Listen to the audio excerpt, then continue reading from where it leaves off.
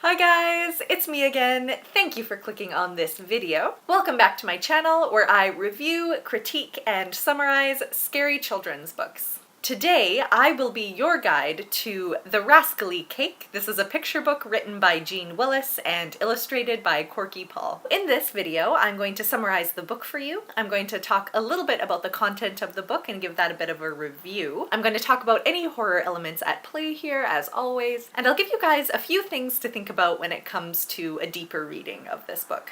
So, let's get started.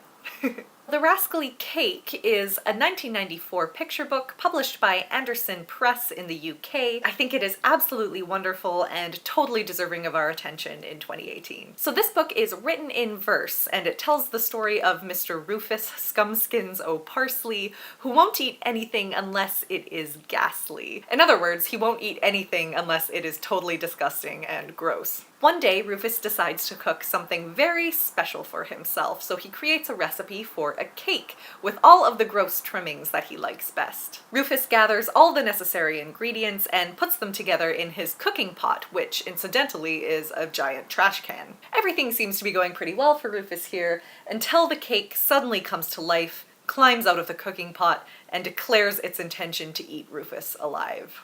So the first thing I want to talk about is the author Jeanne Willis's excellent use of descriptive language in this book. Scary picture books like this that target younger audiences and their parents don't want to be scary in a way that could be potentially harmful for children. One way to sit really nicely in that gray area between a really scary story and something that is playful and fun for kids is to go for the gross out factor. You guys know that kids often love to joke about things that they find gross and disgusting. This is a kind of subversive humor that kids can really dig into. When paired with the atmosphere of a scary story, the gross out factor can actually provide a lot of safe scares for younger kids that like creepy stories. You can see this in a lot of scary literature for children, including scary literature for older kids like Goosebumps. Just think about the slimy grossness of monster blood, for example. In The Rascally Cake, the way Willis uses descriptive language and imagery to create a really strong and fun gross out is, I think, brilliant. Mr. Rufus Skumskins O'Parsley wouldn't eat supper unless it was ghastly.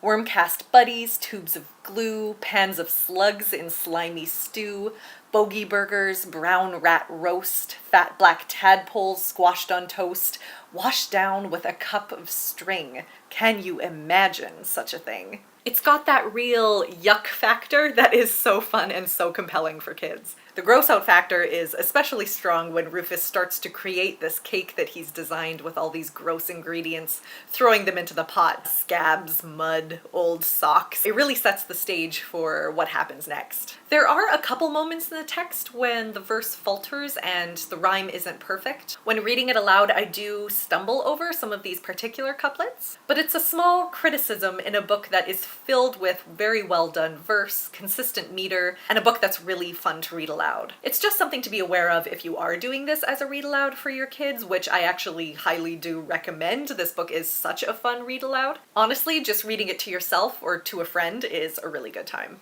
The illustrations are amazing. Korky Paul is one of my all-time favorite illustrators. Everything he does is so vibrant.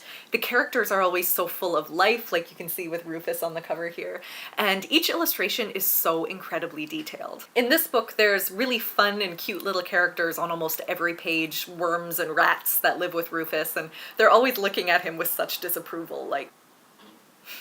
When Rufus's cake comes to life and climbs out of the cooking pot, it's this awesomely designed monster with this dripping, liquidy batter and this long trunk with a human mouth at the end of it. It's got one leg with a human foot on the end of it, and it's got all this exposed bone and all this hair. It's crazy looking, but it is more funny and a little bit creepy than it is outright scary, considering that it's very multicolored, it's very bright and vibrant, and it's also for some reason wearing a hat.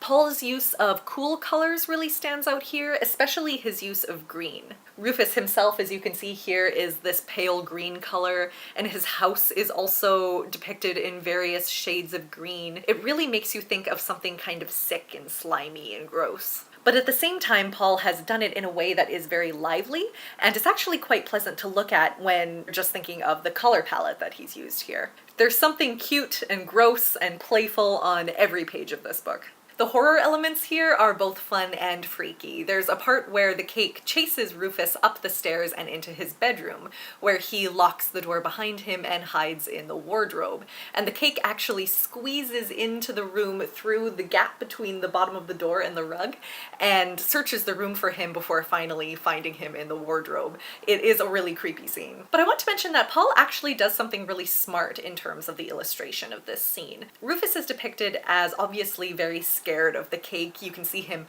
visibly trembling, but Paul illustrates Rufus with this sort of frozen smile on his face, and it's actually really funny to look at rather than scary. It really diffuses the tension of the scene for me. And of course, it's all okay at the end. Rufus gets away from the cake and decides that he will never eat anything gross ever again. Doing a bit of a close read of this book, it's interesting to think about the fact that there is a sense of propriety here that Rufus is transgressing at the beginning of the book with all of these gross habits that he has. And that this sense of propriety is actually restored at the end of the book when he decides never to eat anything gross again. At the end of the book, he's illustrated as having got a haircut, he's a bit trimmer than he was before, he's looking like he's wearing a bit of an expensive suit, his house is no longer full of garbage or trash, and it's no longer illustrated in this kind of sickly green color. Something that we might want to think about when reading this book is how narratives of grossness and narratives of things that are disgusting